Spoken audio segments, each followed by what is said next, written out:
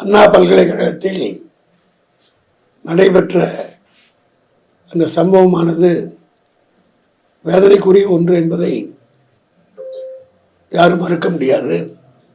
ஆனால் அதை வைத்து எடப்பாடியும் அண்ணாமலையும் அரசியல் செய்ய விரும்புவது என்பது உள்ளபடியே ஏற்றுக்கொள்ள முடியாத ஒன்று. முதலில் அண்ணா பல்கலைக்கழகம் யாருடைய நிர்வாகத்தில் இருக்கிறது என்பதை முதலில் அவர்கள் விளக்கிட வேண்டும்.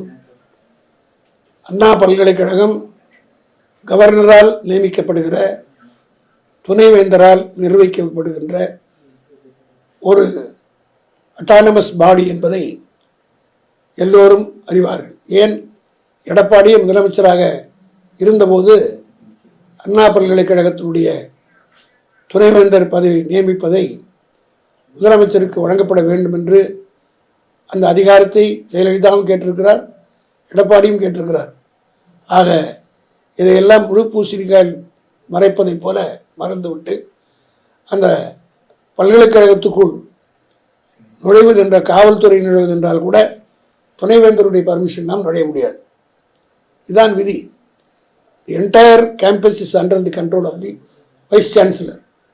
அதற்கென்று 24/7 24 மணி நேரமும் அங்கே செக்யூரிட்டி, வைஸ் சான்சலரால் நியமிக்கப்படுகின்ற காவலர்கள், செக்யூரிட்டி இருப்பார்கள், இருக்க வேண்டும். ஏனென்று சொன்னால் அங்கே உமன்ஸ் ஹாஸ்டல் இருக்கிறது, ஜென்ஸ் ஹாஸ்டல் இருக்கிறது, ஸ்டாஃப் குவார்ட்டர்ஸ் இருக்கிறது. ஏன், அப்துல் கலாமே ஒரு காலத்தில் அங்கே தான் தங்கினார். ஆக பாதுகாப்பு கொடுக்க வேண்டியது, பாதுகாப்பினுடைய மெயின்டெனன்ஸ் மொத்தம் பார்க்க வேண்டியது வைஸ் சான்சலர். இந்த சம்பவம் நடக்கிற போது யார் யார் இருந்தார்கள் என்பதையெல்லாம் இன்வெஸ்டிகேஷனில் புரிஞ்சு எடுத்துடுவாங்க.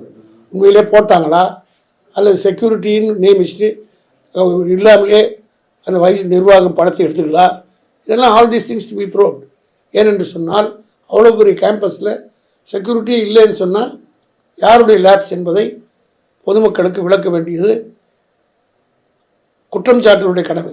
இருந்தாலும் இந்த சம்பவத்தை குறித்து நடந்த 1 மணி நேரத்துக்கெல்லாம் அக்யூஸ்டை பிடிச்சிட்டாங்க.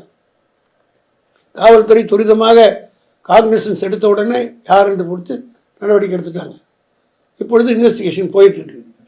இதை திசை திருப்புகிற வகையில் இவ்வளவு பேசுகிற எடப்பாடி பொள்ளாச்சியிலே 200க்கு மேற்பட்ட பெண்கள் பாலியல் பலாத்காரம் செய்யப்பட்டார்களே, இவர் தான் ஆட்சியில் இருந்தார், இந்த மாதிரி நடவடிக்கை எடுத்தாரா? அந்த பெண்கள்லாம் என்னை விட்டுடண்ணான்னு கதறதை நான் தொலைக்காட்சியிலே பார்த்தேன், ஊடகங்களில் பார்த்தேன். அப்படி கதற பொள்ளாச்சியில் நடைபெற்ற போது எங்கே போயிருந்தார் இந்த எடப்பாடி? ஆனால் தமிழ்நாட்டில் இந்த அம்மா உள்ளபடியே அந்த பெண் மாணவியை நான் பாராட்டுகிறேன். துணிச்சலாக சென்று புகார் கொடுக்கின்ற இந்த மாதிரி சம்பவம்லாம் பல பேர் கொடுக்கறதுக்கு மறந்துடுவாங்க. அதனால் இது நான் கூட இந்த சம்பவமே நடப்பதற்கு ப்ரீவியஸாக அதுக்கு முன்னாடி ஏதோ நிகழ்ச்சியெல்லாம் நடந்து இப்போ ஒன்று வருது, இதே அக்யூஸ் தான் பண்ணியிருக்கான்னு சொல்கிறாங்க. அது மாதிரி இந்த சம்பவம் முன்கூட்டியே வந்திருந்தால் நடவடிக்கை எடுத்திருப்பாங்க. ஆனால் இந்த நடவடிக்கை உடனடியாக எடுத்து அக்யூஸ்டை பிடிச்சி விவரமான இன்வெஸ்டிகேஷன் சரியாக போயிட்டுருக்கு. ஆனால் இந்த நேரத்தில் அண்ணாமலை ஒரு வினோதமான ஒரு போராட்டத்தை அறிவிக்கிறார், சாட்டை அடித்து. நான் கேட்குறேன், அண்ணாமலைக்கு பொள்ளாச்சியில் போராட்டம் இந்த பாலியல் சம்பவம்லாம் நடக்கும்போது சவுக்கே கிடையாதா? யாரை கண்டுபிடிக்கல? அப்போ இன்னும் லண்டனில் போய் அங்கே கண்டுபிடிச்சி அங்கேருந்து சவுக்கு வாங்கிட்டு வந்த மாதிரி இல்லை, இப்போது புதுசாக சவுக்கு எடுத்து அடிச்சுக்கிறாரு. அதெல்லாம் இல்லை. உண்மை என்னென்னா இப்போ அவருக்கு எந்த பதவியும் கிடையாது, பிஜேபி தலைவராகவும் இல்லை, எந்த பதவியும் இல்லை. அதனால் யாரோ ஒரு ஜோசியர் சொல்லியிருக்கான் போது, இந்த மாதிரி நீங்கள் சவுக்கடி அடிச்சுக்கிட்டு 40 அடியோ 50 அடியோ அடிச்சுக்கிட்டு ஒரு நேர்த்தி கடன் பண்ணிங்கன்னா உங்களுக்கு பெரிய பதவி வரும்னு சொல்லியிருப்பாங்கன்னு நான் நினைக்கிறேன். அதுக்காக இதை ஒரு சாக்கா வச்சு சொல்லிட்டு ஆர்ப்பாட்டத்தில் எடுத்தேன். அது அவங்க கட்சியில் இருக்கிறவங்களே யாரும் ஏற்றுக்க மாட்டாங்க. இது பகுத்தறிவாதி யாரும் ஏற்றுக்க முடியாது. ஒன்று பெரியார் பாணியில் சொன்னால் காட்டு முராண்டித்தனமாக இருக்கிறது. அப்படி சவுக்கில் உடம்புல அடிச்சுக்கிறது யாராவது ஏற்றுப்பாங்களா அந்த காலத்தில்? என்னுடைய 62 ஆண்டு கால அரசியல் வாழ்வில் 62 வருஷமாக திமுகவில் இருக்கிறது. எந்த தலைவரும் இப்படி ஆர்ப்பாட்டம் நடத்தலாம், போராட்டம் நடத்தலாம். இவ்வளோ அடிச்சுக்கிறது மணிப்பூரில் காவல்துறையே வந்து போட்டு கற்பழிச்சிலாம் பண்ணாங்களே, அப்போ அடிச்சுக்கலையே. உத்தரப்பிரதேசத்தில் நிச்சயமாக நடந்துட்டு இருக்க.